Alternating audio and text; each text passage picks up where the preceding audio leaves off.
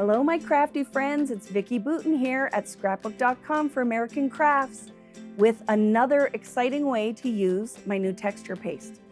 Do you remember the video that you might have seen where we did the fun background with that rainbow burst and just using texture paste to highlight an already predetermined pattern? When we're done, we always have dirty stencils or things that have some of the medium on. So instead of wasting it, let's upcycle it. And we're going to show you that right now. I have this stencil that has some of the green paste on it, the texture paste, and all I want to do is take a wet baby wipe, and instead of cleaning it off on a piece of paper towel or washing it in the sink, I'm putting it on a sheet of foundation paper. And I'm just going to gently rub this and start to make a pattern through the stencil. The only thing, your takeaway with this that you need to remember is you do not want to rub too much with a lot of water because you could run the risk of pilling the paper. So that's where the paper starts to tear from the moisture. But look it, isn't that beautiful? And what would have happened normally is we would have wiped that off on a paper towel and wasted all those hard-earned crafting dollars. Here's a way to use that. And I want to show you something that I have that gives you an idea. So this would normally have gone in the garbage, but instead we have used it on this background. And the other thing that I did to tie in, because some of you might twitch a little when it bleeds under the stencil with the water, but it's okay. This is what you do when you want to tie something like that in. I'm going to take some of the blueberry pie. Actually, let's go in with the pink because I already did it with the blueberry pie.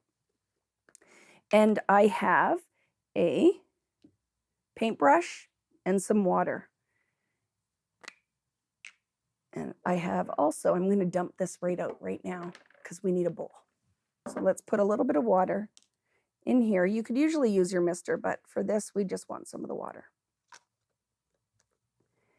And I'm going to take some of the pink and I'm going to make a paint out of it. And I'm going to just use the plastic for the front of my pre-made pad.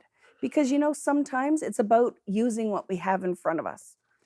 So take some of your water, put it on. This is just some acrylic, right? And then a little bit of the texture paste. And you just blend this until you get this kind of watercolor finish. So this is my little golden nugget. When it bleeds through and that upsets you because it's not perfect, it's okay. We meant to do it. It's a happy accident. We're finding a solution. So just by tapping then some of the water in to your background, it makes it look like you meant for that to bleed underneath the stencil. I don't want you to twitch when that stuff happens. Let's tie it in and make it part of the design.